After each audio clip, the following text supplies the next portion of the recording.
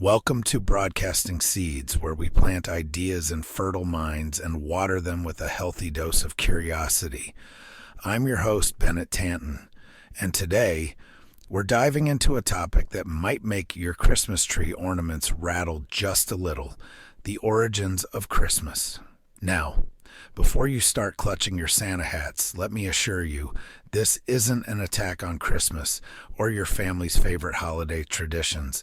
It's an exploration of how this beloved holiday came to be and the curious mix of pagan roots, Christian theology, and good old-fashioned cultural compromise that brought us here. Here's the thing. Christmas, as we know it, didn't just pop out of the heavens one starry night like the angel on your nativity scene. It's a patchwork quilt of ancient festivals, customs, and dare I say it, a bit of spiritual warfare. Yule logs, mistletoe, gift exchanges, feasting. These didn't start with a jolly guy in red.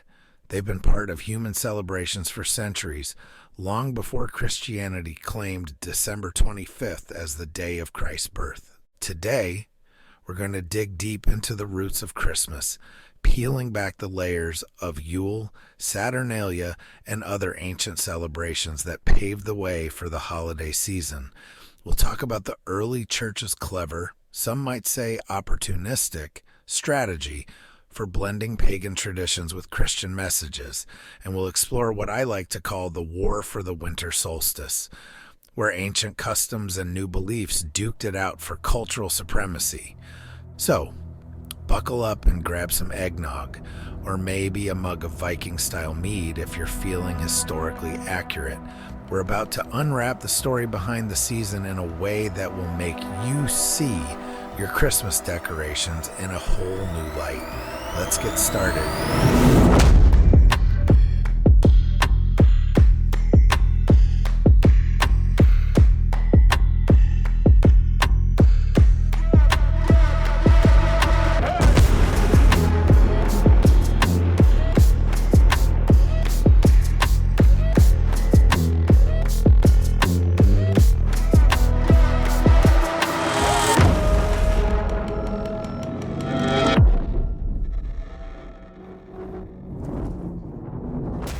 All right, let's kick things off by heading way back, like prehistoric humans huddling around a fire back. The winter solstice is the shortest day and longest night of the year, usually falling around December 21st or 22nd in the northern hemisphere. To our ancestors, this wasn't just an astronomical event. It was a cosmic turning point, a literal light at the end of the tunnel. The solstice marked the moment when the sun, their life-giving beacon of warmth and sustenance, began its slow return. Now imagine this. You're living thousands of years ago in a world with no electric lights, central heating, or DoorDash. Winter's a real jerk. It's cold, it's dark, and if you didn't stock up on food, it's also a season-long Hunger Games. So the solstice wasn't just a reason to party. It was a survival milestone. Hey, we made it halfway through the darkness without freezing to death or being eaten by wolves. Let's celebrate. For ancient cultures, the solstice was a sign of hope and renewal. Take the Neolithic people of Britain, for example. They didn't have TikTok or cable news, but they did have Stonehenge. Archaeologists believe this massive stone monument was built, at least in part, to track the movements of the sun, making it a literal solstice calendar. During the winter solstice, the sun aligns perfectly with the stones, casting light through the darkest day. Coincidence? Hardly. These folks knew what they were doing. Meanwhile, over in Scandinavia, the Norse were celebrating Yule. They believed the sun was a giant wheel of fire, probably powered by Viking-grade optimism, that rolled closer to Earth as the days grew longer.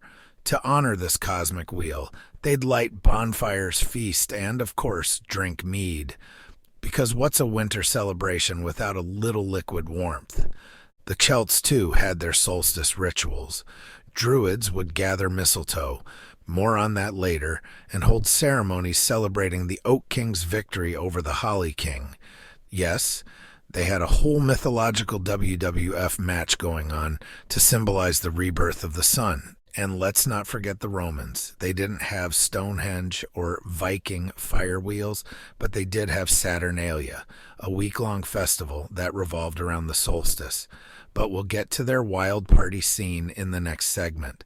The point is, whether you were building massive stone structures or just lighting a fire to keep the wolves at bay, the winter solstice was a big deal. It reminded people that darkness wasn't forever, that the sun would return, and that life, despite the challenges, was worth celebrating. Now here's where it gets interesting. These solstice celebrations weren't just about survival. They were deeply symbolic, tied to themes of death and rebirth. Think about it. The sun dies on the darkest day and is reborn as the days grow longer. Sound familiar? It should, because that's the same kind of imagery Christianity later adopted for Christmas. But we're not there yet. First, we need to take a closer look at Yule and its spirit of evergreen resilience. Ready to head north and get cozy with some Viking traditions? Let's roll.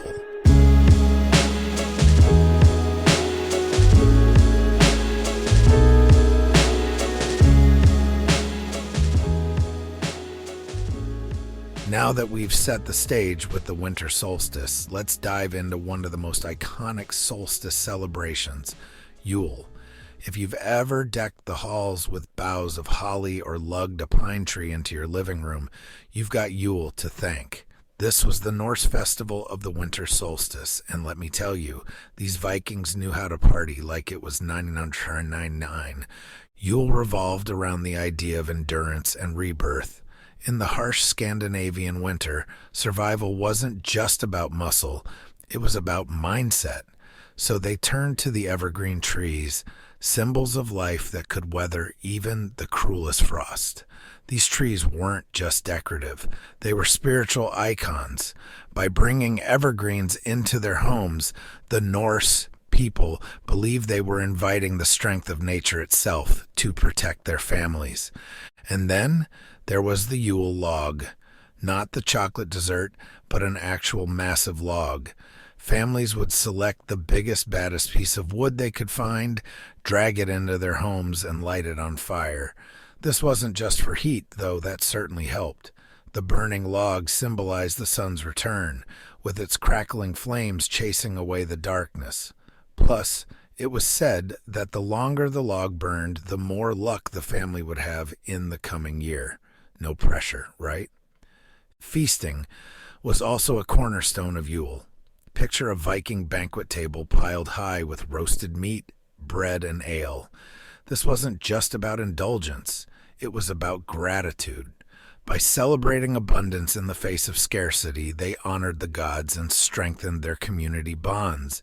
And of course, there was mead, always mead. Because what's a Norse celebration without a little honey wine to keep things lively? But Yule wasn't just about feasting and fire. It was also a time for storytelling.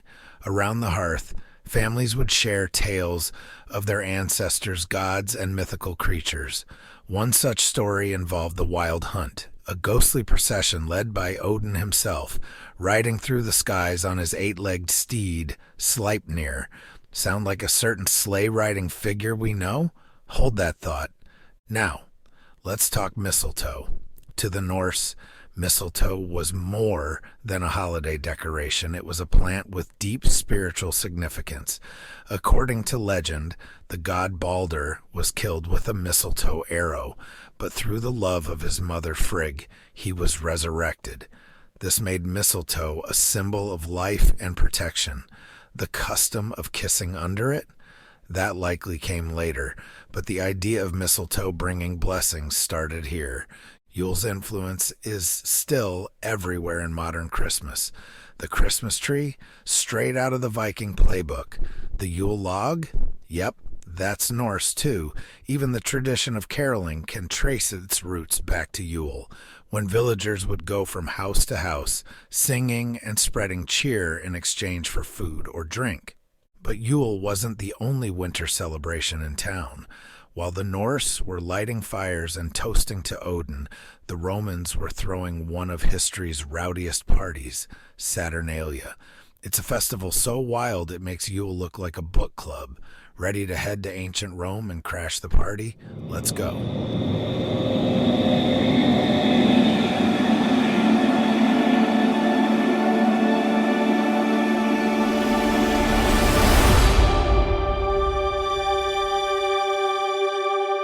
Now, let's leave the frosty forests of Scandinavia and head south to the bustling streets of ancient Rome, where they had their own unique way of dealing with winter's gloom.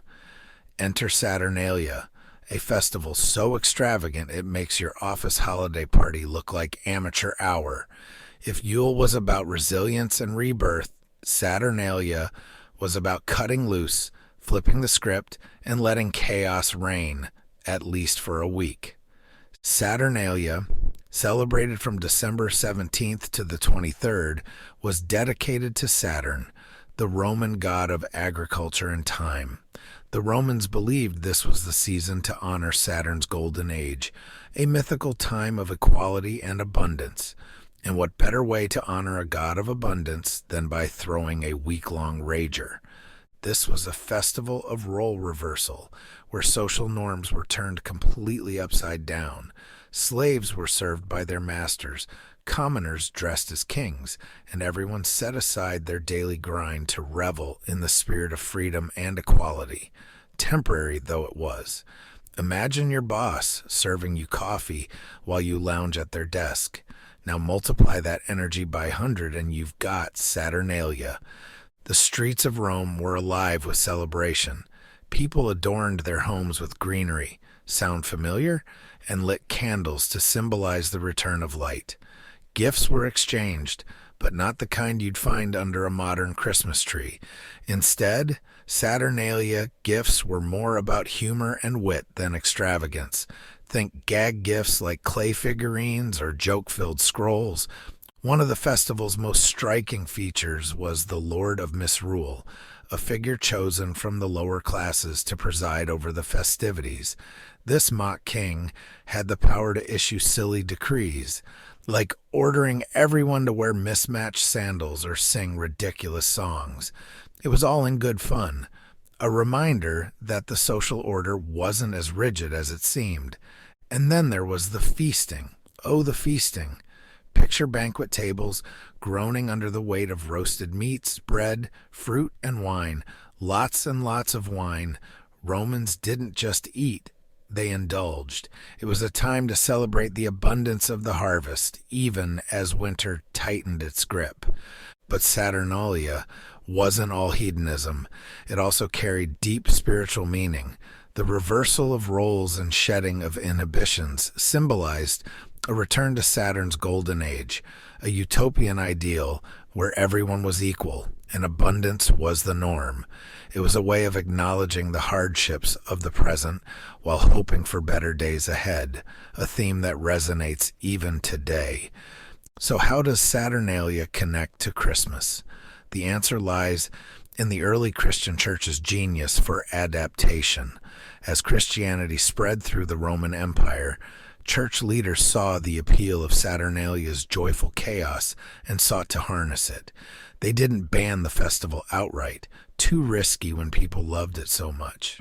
Instead, they gradually infused it with Christian symbolism, shifting the focus to the birth of Christ while keeping the festive spirit alive. When you look at Christmas traditions like gift giving, lighting candles, and decking the halls with greenery, you're seeing echoes of Saturnalia. Even the concept of a holiday season filled with goodwill and togetherness owes a nod to Rome's legendary festival. But Saturnalia was just one piece of the puzzle. As Christianity grew, it didn't just adapt one festival, it synthesized many, creating a hybrid holiday that could appeal to everyone. In the next segment, we'll explore how the early church navigated this cultural balancing act and turned competing traditions into one cohesive celebration. Ready to see how the pieces came together? Let's keep going.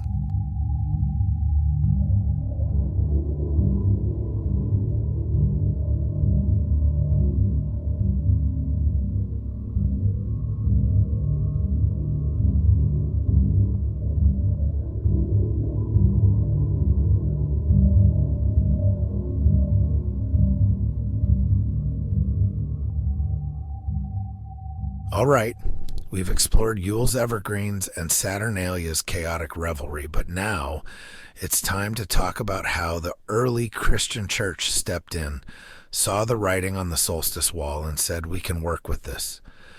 What we're about to dive into is less about religion and more about marketing. A campaign so successful that it turned competing traditions into a unified holiday. Let's start with the big question. Why December 25th? Spoiler alert. It wasn't because Jesus was born on that date. Biblical scholars generally agree that the actual timing of the Christ's birth is a mystery, and early Christians didn't celebrate it at all. So why pick this particular day? Well, the answer lies in strategic brilliance. The winter solstice, Yule, Saturnalia, these were all hugely popular celebrations. People weren't going to stop partying just because a new faith was on the rise. So instead of trying to squash these traditions, the church decided to co-opt them. By declaring December 25th as the date of Christ's birth, they overlaid Christian meaning onto existing festivals, effectively absorbing them into the new faith. This wasn't just about convenience, it was about resonance. The solstice had always symbolized light overcoming darkness, life returning after death. Sound familiar? The themes of rebirth and hope were a perfect match for the Christian narrative of Christ's birth. By aligning with these pre-existing ideas, the church made its message more relatable and accessible. But they didn't stop at the date. The church also adopted and adapted pagan customs. Take the evergreen tree, a Yule staple. Early Christians reframed it as a symbol of eternal life, connecting it to Christ. The Yule log, repurposed as a metaphor for the light of God. Even gift-giving, a hallmark of Saturnalia, was recast as a gesture of Christian charity and goodwill. The strategy wasn't without resistance. Some purists in the early church weren't thrilled about mixing sacred celebrations with what they saw as pagan frivolity. They wanted a clear break from the old ways. But the more pragmatic leaders saw the bigger picture. By embracing these customs, they could win over converts without forcing them to abandon their beloved traditions. It wasn't just about winning hearts and minds. It was about creating a sense of unity. The Roman Empire was vast and culturally diverse, and Christianity had to appeal to people from all walks of life. By blending elements of Yule, Saturnalia, and other solstice traditions, the church crafted a holiday that could be celebrated by everyone, regardless of their background. This process of adaptation wasn't instantaneous. It took centuries for Christmas to fully evolve into the holiday we know today. But the foundation was laid by this cultural compromise, a testament to humanity's ability to synthesize old and new into something greater than the sum of its parts. So, what's the takeaway here? The origins of Christmas aren't about erasing the past. They're about transformation. They remind us that traditions are living, breathing things that adapt to the needs of the people celebrating them. And while the Christian church may have won the war for the winter solstice, it did so not by conquering, but by collaborating. In our final segment, we'll explore how this blend of pagan and Christian traditions continues to shape modern Christmas and what it reveals about the enduring human need for light, hope, and connection. Let's wrap this up and bring it into the present day. Ready? Let's keep going.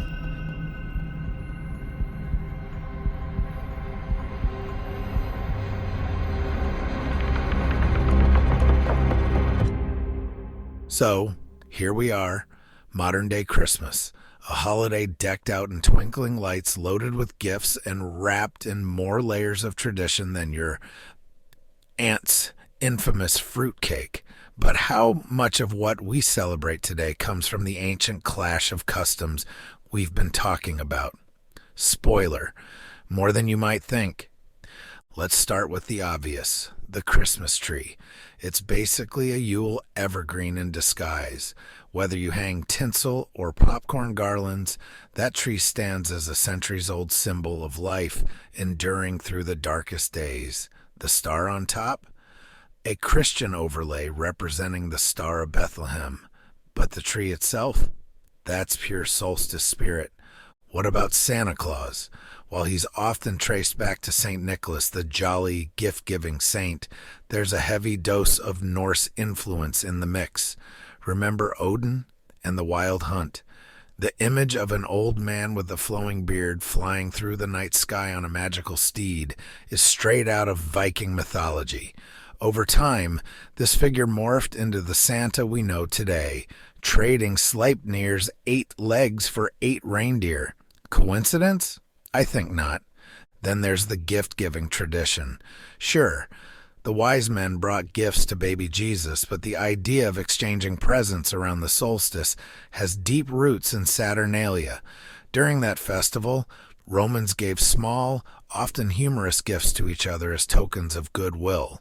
Sound familiar? Whether it's a heartfelt present or a white elephant gag, we're still carrying on that tradition.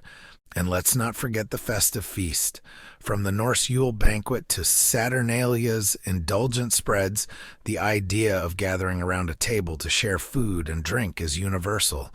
Today's Christmas dinner is a direct descendant of these ancient celebrations, even if it's turkey and stuffing instead of roasted boar and mead. Now, here's the kicker.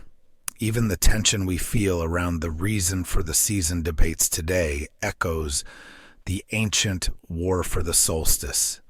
In some ways, we're still negotiating the balance between sacred and secular, old and new, personal and communal. The commercialization of Christmas, that's just the latest iteration of a centuries-long tug of war over what the holiday means and who gets to define it. But here's the beauty of it all. Christmas, like the solstice celebrations that came before it, is ultimately about light overcoming darkness. It's about hope, renewal, and the joy of connection. Whether you're lighting a candle, hanging an ornament, or sharing a meal, you're participating in a tradition that spans millennia and transcends cultures. So, what does this legacy teach us?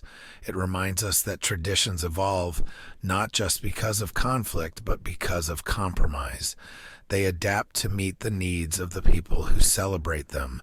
And in a world that often feels divided, Christmas stands as a testament to humanity's ability to find common ground, even if it's over a plate of cookies and a cup of eggnog. With that in mind, let's not get too caught up in whether our celebrations are authentic or correct. Instead, let's embrace the beautiful mess of it all, the pagan, the Christian, the commercial, and remember that it's all part of the same story. A story about finding light in the darkest times and celebrating the miracle of life itself. Now, let's wrap things up and bring this episode home. Stick around for the outro.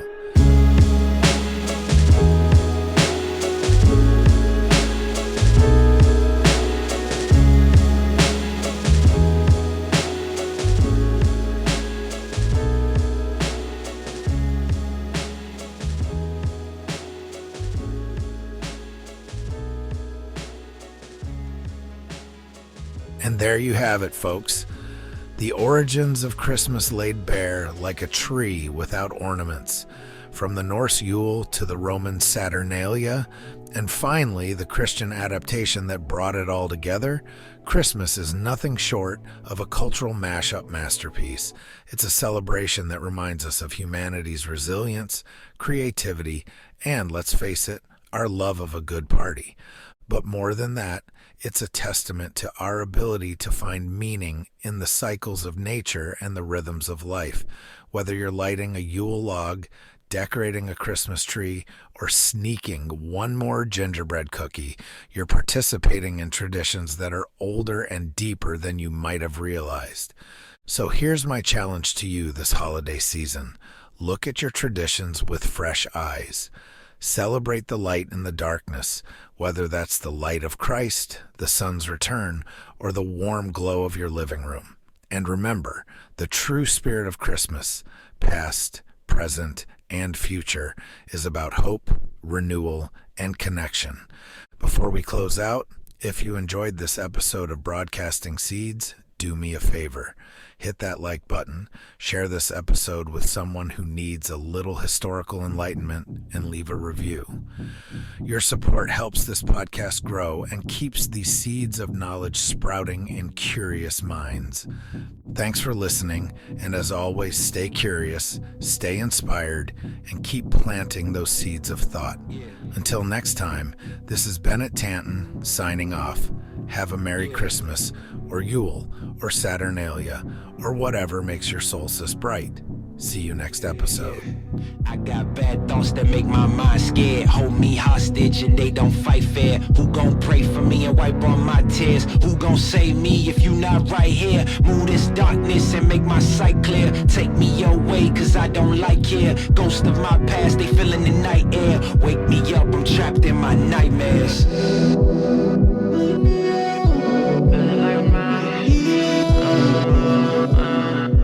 Wake me up, I'm trapped in my nightmares.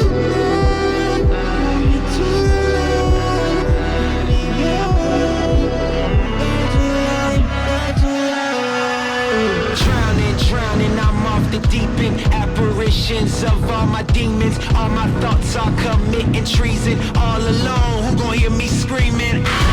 Manifestations of my fears, regrets that stretched out for light years. Can almost touch the light, homie, it's right there. Body free but trapped in my nightmares. Wake me up, don't let